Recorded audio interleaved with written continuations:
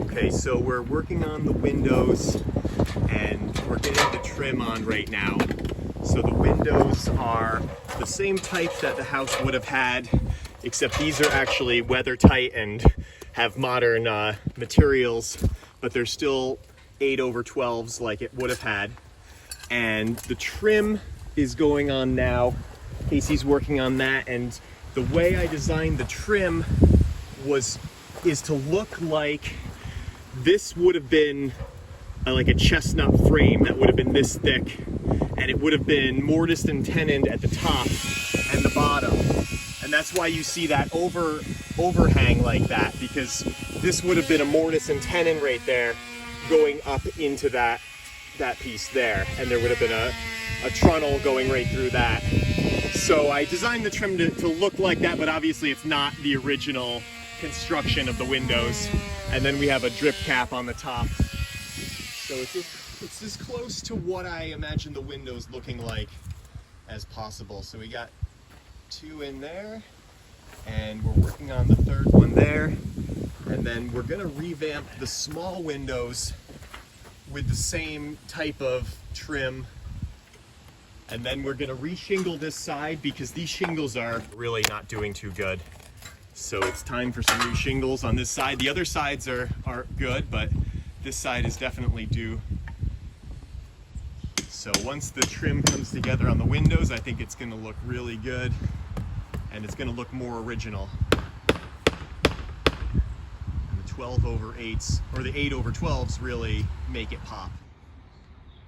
Okay, so we're making the copper drip cap for the windows, and Mike just cut out a sheet of copper, and we're gonna create our bends.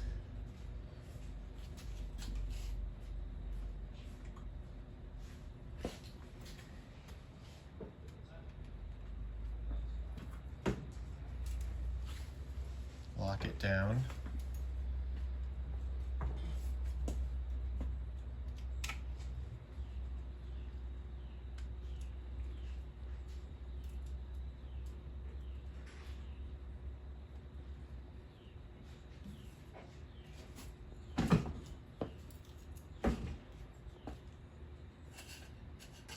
There it is. So just one more bend to create the bevel, and then we got it. All right, looks good. I'm still not sure on the door trim, what we're gonna do around the door. This is what I did on the front door. Just show that. I think we'll keep something simple back there like it has now. The front door I did kind of like the typical mid-18th century with the kick out on the top. But I think for the back door, we'll keep it simpler. And another quick update, we revamped the outhouse. Actually, first I just want to show this. This I found on the property back in the woods, and it's a potash kettle, is what they call it.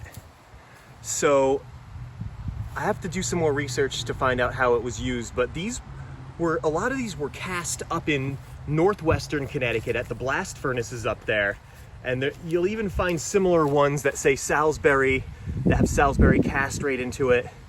But these were one of the products that were made right at the blast furnaces, not even at a foundry or anything like that, but right at the furnace along with pig iron. So the outhouse we've renovated as well, and it was the siding was just really rotted, and it was starting to get some termite damage. So we've re-sided it with new siding, and just kind of squared it up and replaced the sills. We kept the old door, and you can see all the rose head nails. I'll actually put in a picture of what it looked like before we filled it full of Land Rover parts. But it is all post and beam construction. You can see the trunnel there, and all the chestnut, or all the oak sheathing, or oak sheathing and framing. And it did have a small window right here, but I'm waiting to find a really nice wavy piece of glass for that, probably 6x8, and then I'll cut this out and put the glass in. But that was our summer project. It's all nice and square again. And this outhouse actually used to be up by the house, but unfortunately it blocked our view of the pond, so we moved it down. But I'll just show you where it originally was because we didn't fill in the foundation to it. We're still working on excavating it and finding objects that were dropped down the outhouse. We found little porcelain figurines and some broken bottles, no coins or anything like that. But I just built this grate for the top of it so no one falls in it. But we could also remove this to excavate it. So that was the original location of the outhouse. This building was also originally here, and this is post and beam, but this was really dilapidated and needed a lot of work to save. But it still has its original posts and beams, but this north wall was completely gone, so we replaced that. And you can see how low the doorway is here. And this is probably one of the original windows from the house that was used in this shed. It's an 8-light window, and you can see that we've used similar 8-light sashes on the new windows.